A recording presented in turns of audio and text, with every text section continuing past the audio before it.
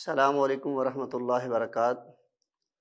N news کے programme حسن سیرت میں ہوں آپ کا میزبان اکرم حریری۔ ناظرین، رمضان المبارک کے مقدس ایام جاری ہیں۔ اللہ رب العزت نے اپنے بندوں کو اپنے قریب کرنے کے لیے مختلف قسم کی آفرز اپنے بندوں کو کروائی ہیں تاکہ اس کے بندے اس کی رحمت کے قریب ہو جائیں، اپنی فطرت پر آ جائیں۔ تو اس لحاظ سے اگر دیکھا جائے تو رمضان المبارک کا مہینہ ایک ایسا مقدس مہینہ ہے جس میں اللہ کریم نے اپنے بندوں کے لیے بیش بہا فیوض و برکات کے دروازے کھولے تاکہ اس کے بندے اللہ کی رحمت کی طرف لپک آئیں اور اپنی اصلاح کرتے ہوئے نظر آئیں۔ اسی موضوع پر آج ہماری گفتگو رہے گی، اور گفتگو میں ہمارے مہمان ہیں آج کے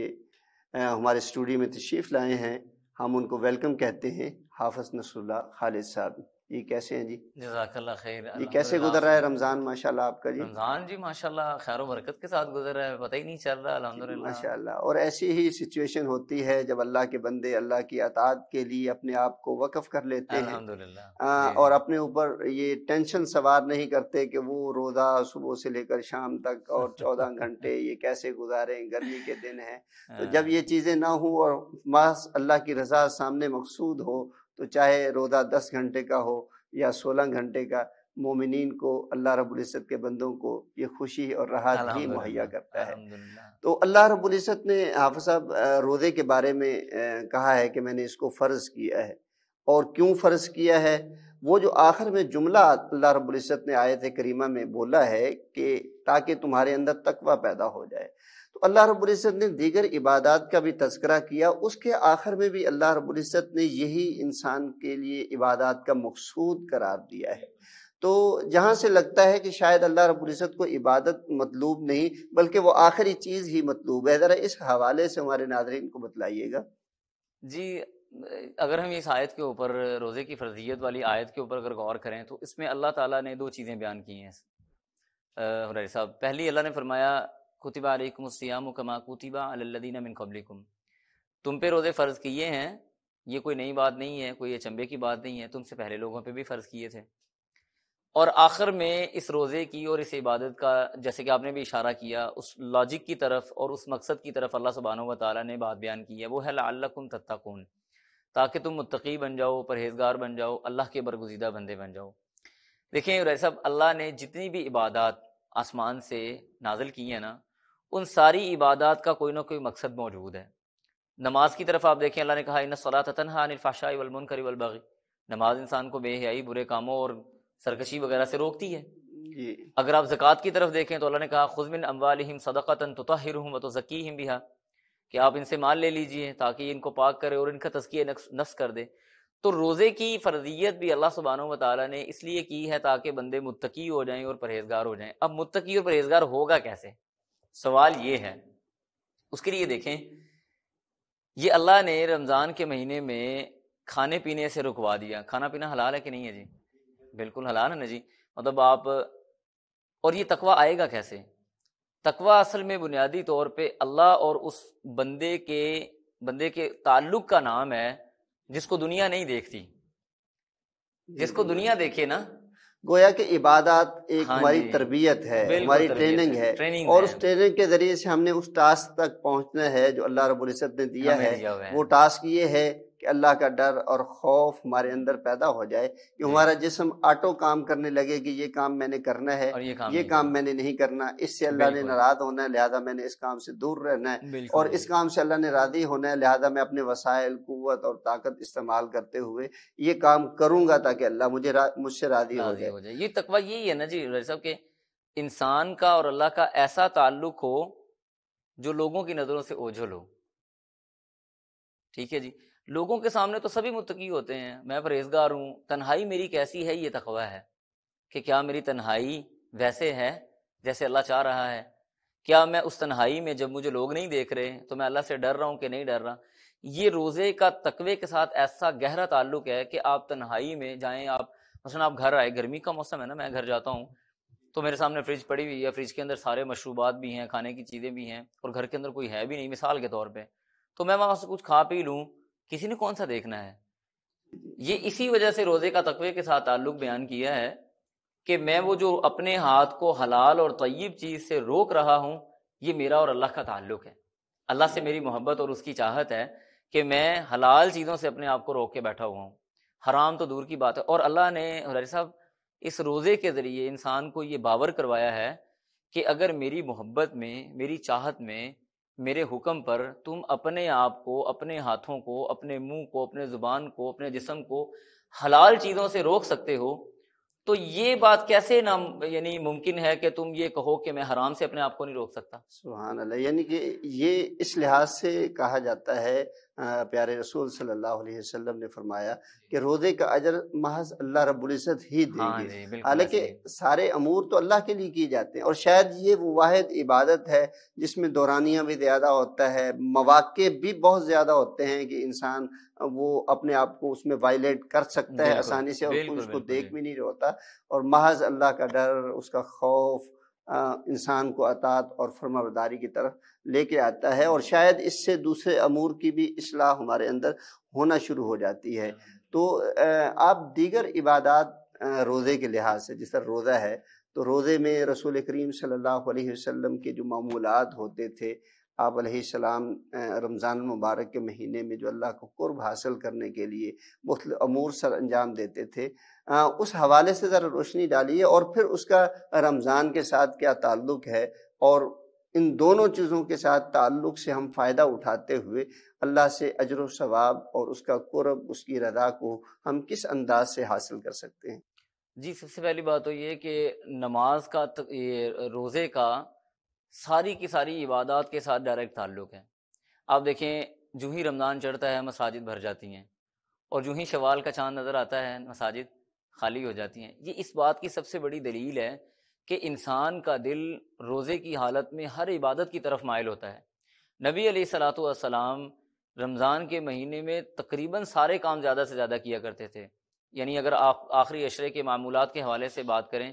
تو حضرت عائشہ رضی اللہ تعالیٰ عنہ بیان کرتی ہیں کہ نبی علیہ الصلوۃ والسلام شد مئزرہ وایقظ اہلہ، اور اسی طرح سے واحیا لیلہ، نبی علیہ الصلوۃ والسلام جب آخری عشرہ چڑھ جاتا تو اپنے گھر والوں کو بھی جگاتے، اپنے آپ کمر کس لیتے زیادہ سے زیادہ اللہ کی عبادت کرنے کے لیے، راتوں رات جاگتے۔ اور اسی طرح سے ایک اور حدیث آتی ہے نبی علیہ السلام کے بارے میں، وہ بھی حضرت عائشہ ہی رضی اللہ تعالیٰ عنہ سے غالباً مروی ہے، کہتی ہیں کہ نبی علیہ الصلوۃ والسلام رمضان کے مہینے میں تیز آندھی سے بھی زیادہ صدقات و خیرات کرتے، عام دنوں میں تو کرتے ہی کرتے، لیکن رمضان کے اندر خصوصی اس کا اہتمام کیا جاتا۔ اس لیے رمضان کا یا روزے کا ہر عبادت کے ساتھ بڑا گہرا تعلق ہے۔ اسی طرح ایک حدیث آتی ہے کہ نبی علیہ السلام نے فرمایا جس بندے نے رمضان کے مہینے میں عمرہ کیا اس کو حج کا ثواب ہے، ٹھیک ہے جی۔ تو رمضان کے اندر ہر چیز کا اجر بھی بڑھ جاتا ہے، عبادات کی لذت بھی زیادہ ہو جاتی ہے، اور نبی علیہ الصلوۃ والسلام بھی اپنے رمضان کے مہینے کو اسی طرح عبادات کے اندر مشغول ہی رکھتے تھے۔ اور اس میں ایک بہت ضروری بات جو ہے، عام طور پہ ہمارے ہاں یہ سمجھا جاتا ہے صاحب کہ شاید روزہ بھوکے پیسے رہنے کا نام ہے۔ روزہ بھوکے پیسے رہنے کا نام تو نہیں ہے نا۔ رسول اللہ صلی اللہ علیہ وسلم نے فرمایا کہ من لم یدع قول الزور او العمل به فلیس للہ حاجۃ ان یدع طعامہ وشرابہ، جو بندہ برائی کی باتوں کو اور برائی کے عمل کو، وہ کسی بھی طرح سے ہو، اس کو وہ نہیں چھوڑتا۔ جیسے مثال کے طور پہ ہمارے ہاں روزہ رکھ کے سارا دن ہم نیٹ فلکس پہ بیٹھے رہتے ہیں، ہاں جی، ہم بیٹھ کے فلمیں یا دیکھتے ہیں، معاملات کرتے ہوئے وہی جھوٹ کہ جی اللہ کی قسم دکان، یہ آئی اتنے کی بالکل ہے، بالکل میں بالکل آپ کو نقصان سے بیچ رہا ہوں، ہاں جی، بالکل بازار میں obviously، بیٹھا ہوا ہے، اور اس طرح قسم کا سہارا بھی لیتا ہے۔ ہاں جی۔ تو تو یہ اس طرح کی سارے بات ہے۔ امور اگر بندہ نہیں چھوڑتا، نبی صلی اللہ علیہ وسلم نے فرمایا فلیس، یہ بڑا عجیب کلمہ ہے، آپ اس کو تھوڑا ہماری آڈینس کو اس کو سمجھنا چاہیے، فلیس للہ حاجۃ ان یدع طعامہ وشرابہ، اللہ کو کوئی ضرورت نہیں پڑی کہ وہ بندہ بھوکا پیسہ رہے، اسے چاہیے وہ کھائے پیے، کیونکہ روزے کا اصل مقصد کھانا پینا چھوڑنا تو نہیں تھا، روزے کا اصل مقصد تو اپنی ٹریننگ کرنا تھا کہ میری زبان، میرا جسم، میرا دل، میرے اعضاء، میرے معاملات، میرا ایٹیٹیوڈ، میرا بیہیویئر، یہ ساری چیزیں بتائیں کہ یہ بندہ روزے کی حالت میں ہے۔ جیسے نبی صلی اللہ علیہ وسلم نے فرمایا کہ اگر کوئی بندہ کسی سے لڑ رہا ہے تو لڑائی کے دوران کوئی اس کے اوپر مطلب ظلم و زیادتی کرنے کی کوشش کر رہا ہے تو وہ اگلے بندے کو یہ بات بتائے، انی صائمن، انی صائمن، بھائی میں روزے سے ہوں، میں روزے سے ہوں، مطلب یہ کہ میرا روزہ مجھے تمہارے ساتھ زیادتی کرنے یا بد کلامی کرنے سے روک رہا ہے، سبحان اللہ، یہ روزہ کتنی ہے۔ پیاری تعلیم ہے رسول کریم صلی اللہ علیہ وسلم کی۔ کہ آپ علیہ السلام جھگڑے سے دور رہنے کی تعلیم بھی دے رہے ہیں، اور اگر کوئی زبردستی ہمارے گلے میں فٹ ہو رہا ہے تو انہیں بتلا دیا جائے بھائی میرا روزہ ہے، میں نہیں لڑنا چاہتا، اب آگے آپ کی مرضی، آپ لڑیں نہ لڑیں، وہ آپ کی اپنی جو ہے وہ دھیان ہے۔ حافظ صاحب کے ساتھ بڑی ہی اہم گفتگو ہو رہی ہے رمضان مبارک کے حوالے سے، پروگرام کا سلسلہ جاری ہے۔ وقت ہوا چاہتا ہے ایک چھوٹے سے وقفے کا، بریک کے بعد دوبارہ ہم گفتگو کا سلسلہ جاری رکھتے ہیں۔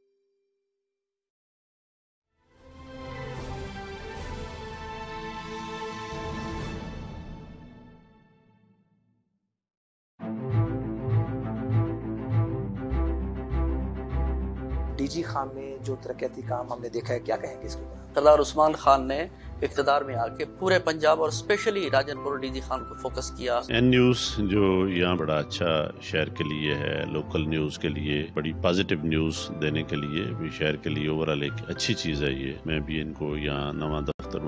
بنانے پہ مبارکباد پیش کرتا ہوں۔ بی ایم پی کے ساتھ مل کے ہم نے ایک آپریشن بھی کیا، اور کچھ اور بھی ہمیں انٹیلیجنس بھی وہاں سے ملی ہے، انشاءاللہ اس پہ کام جاری ہے۔ جی بالکل، اس ٹائم ہم موجود ہیں ڈیرہ غازی خان پل ڈاٹ کے اوپر۔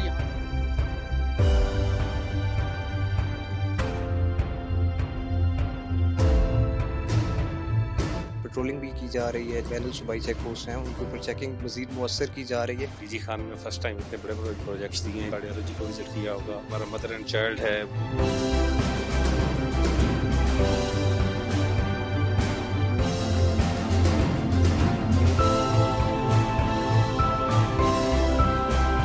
میں شکریہ ادا کرتا ہوں این ٹی وی کا، اور میرے خیال میں ابھی انیشیل ڈیز ہے کہ آپ یہاں تشریف لائے،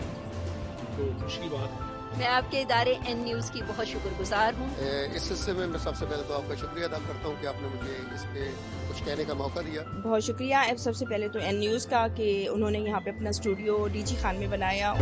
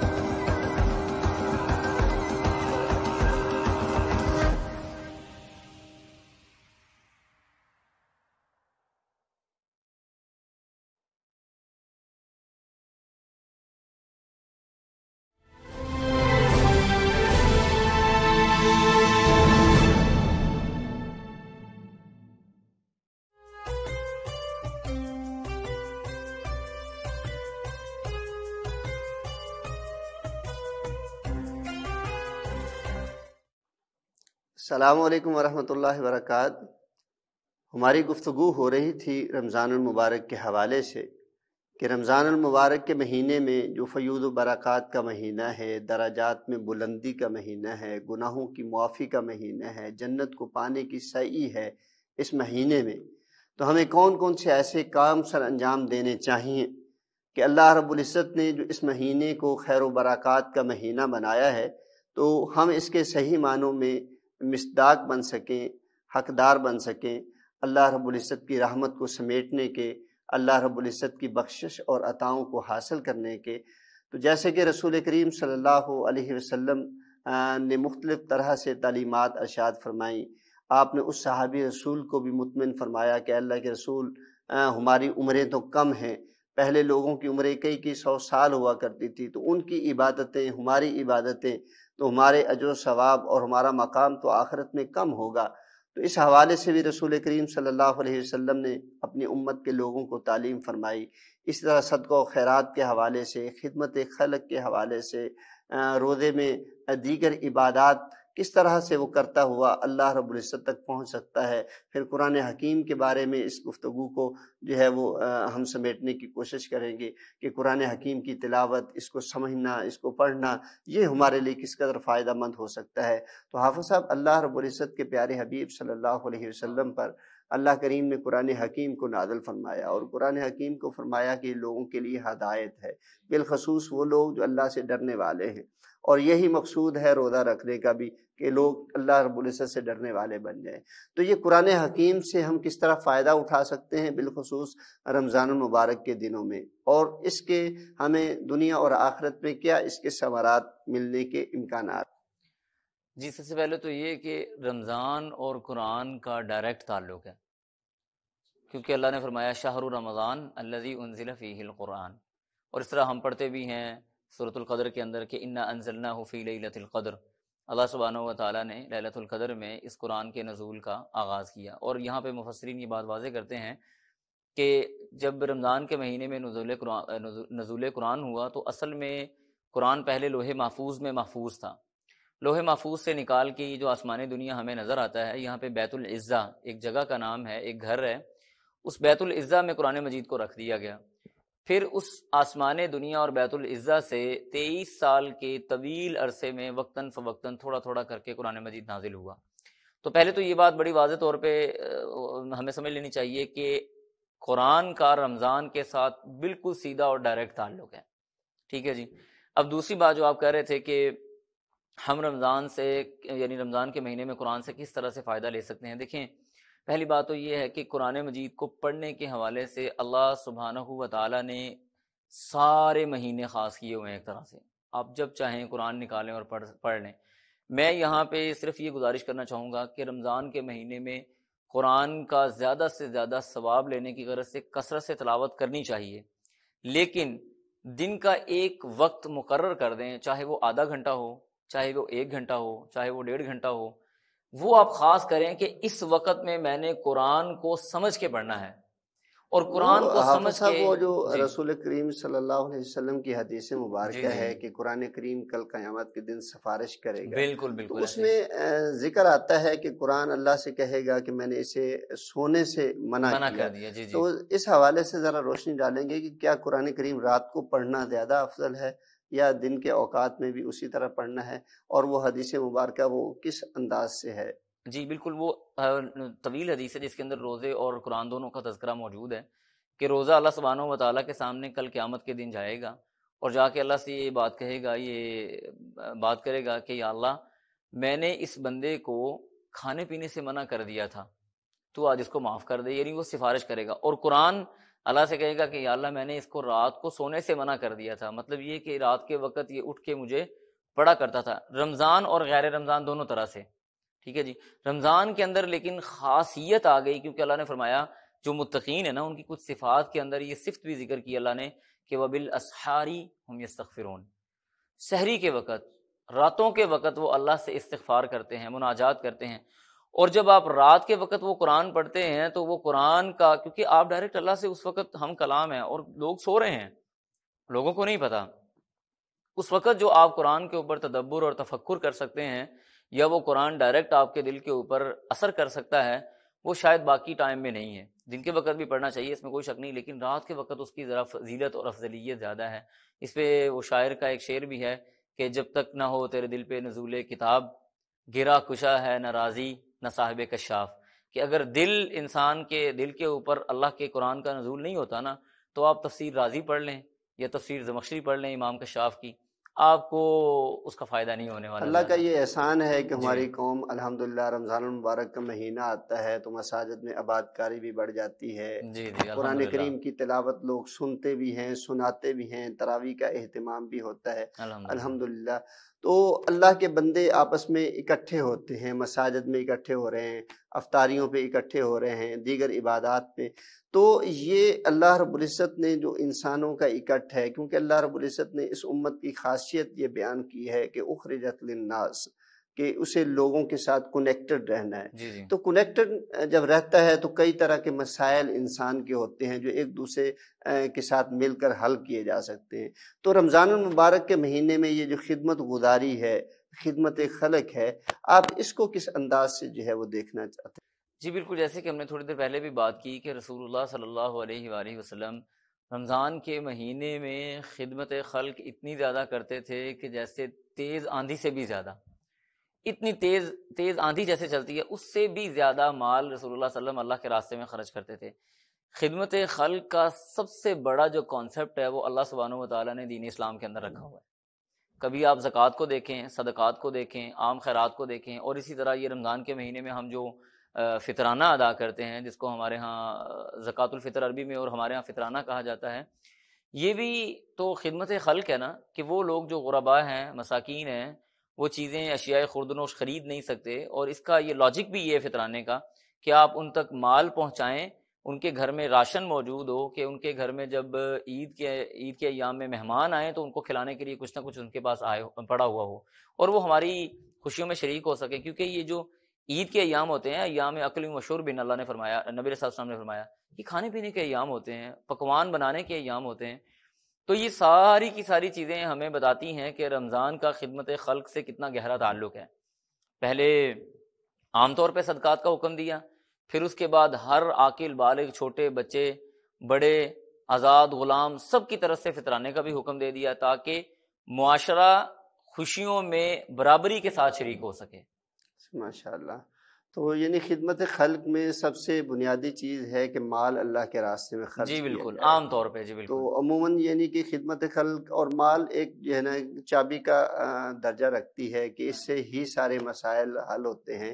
تو اللہ رب العزت نے یعنی کہ رمضان المبارک میں کثرت سے مال خرچ کرنے کی تلقین فرمائی ہے، اور بالخصوصیت فرضیت بھی دے دی گئی کہ رمضان المبارک کے آخری ایام میں نادار لوگوں کے لیے وہ صدقۃ الفطر کے حوالے سے جو ہے وہ اللہ کے راستے میں مال خرچ کریں۔ تو ناظرین، مال کا خرچ کرنا رمضان المبارک کے مہینے میں یہ بڑی اہمیت کے حامل ہے۔ رسول کریم صلی اللہ علیہ وسلم پر نازل ہونے والا قرآن حکیم ہمیں بتلاتا ہے کہ انسان کے اوپر موت کے سمے جاری ہوں گے تو وہ سوچ رہا ہوگا کہ ابھی تو میں نے اللہ کے راستے میں مال کو خرچ کرنا ہے، یا کاش میں اللہ کے راستے میں مال خرچ کر چکا ہوتا۔ تو گویا موت کی سختیوں کو بھی کم کرنے والی چیز ہے اللہ کے راستے میں مال کا خرچ کرنا، صدقہ ادا کرنا۔ تو رمضان المبارک کا مہینہ جہاں پہ ایک نیکی ملٹیپل ہو کے انسان کو مل رہی ہے، ایک عمل جو ہے اس کی جزا 10 گنا سے بڑھ کر 70 گنا اور 700 گنا تک جو ہے وہ جا رہی ہے، اور اس سے اوپر بھی اس کا اجر و ثواب ہمیں مل رہا ہے، تو کیوں نہ ہو کہ رمضان المبارک کے مہینے میں جہاں ہم عبادات کثرت سے کرتے ہیں، نمازیں پڑھتے ہیں، تلاوت کلام حمید ادا کرتے ہیں، تو اسی طرح ہم لوگوں کی ضروریات کا اس مہینے میں بالخصوص خیال رکھیں۔ جہاں سمجھتے ہیں کہ ان کو لباس کی ضرورت ہے ان کو لباس دیا جائے، جہاں سمجھتے ہیں کہ ان کو راشن کی ضرورت ہے وہاں ان کو راشن مہیا کر دیا جائے۔ اور یہ اتنی بڑی نیکیاں ہیں کہ اللہ کے رسول صلی اللہ علیہ وسلم بیان کرتے ہیں کہ حدیث قدسی ہے، کل قیامت کے دن اللہ رب العزت اپنے بندے سے پوچھیں گے کہ میں بے لباس تھا تو نے مجھے لباس دیا۔ بندہ حیرت سے کہے گا کہ اے اللہ تو کیسے بے لباس ہو گیا، وَأَنْتَ رَبُّ الْعَالَمِينَ۔ تو اللہ رب العزت فرمائیں گے کہ میرا فلاں بندہ اس کے پاس لباس نہیں تھا، اگر تو اسے لباس پہنا دیتا تو مجھے وہاں پہ موجود پاتا، اسی طرح فلاں بھوکھا تھا اس کو کھانا کھلا دیتا تو مجھے وہاں پہ موجود پاتا، فلاں بندہ بیمار تھا اس کی عیادت کرتا تو مجھے وہاں پہ موجود پاتا۔ تو رمضان المبارک کے اس مہینے میں ہمیں بالخصوص ان چیزوں کا بھی خیال رکھنا چاہیے جس سے اللہ کی مخلوق خوشحال ہو جائے، خوش ہو جائے، کیونکہ رسول کریم صلی اللہ علیہ وسلم نے جو حقوق العباد کی فکر کی ہے وہ عبادات سے زیادہ ہے، اور دیکھا جائے تو یہ بھی عبادات ہیں۔ تو رمضان المبارک کے اس مہینے میں ہم اللہ رب العزت کی زیادہ سے زیادہ رضا کو حاصل کرنے کی کوشش کریں۔ پروگرام کا وقت ختم ہوا جاتا ہے، میں اپنے مہمان حافظ نصر اللہ خالد کا شکریہ ادا کرنا چاہوں گا کہ آپ ہمارے پروگرام میں تشریف لائے اور ہمارے پروگرام کو رونق بخشی۔ ناظرین، اسی کے ساتھ ہم آپ سے اجازت طلب کرتے ہیں، کل انشاءاللہ ایک نئے عنوان کے ساتھ آپ کی خدمت میں حاضر ہوں گے، تب تک کے لیے اجازت دیجیے۔ السلام علیکم ورحمۃ اللہ وبرکاتہ۔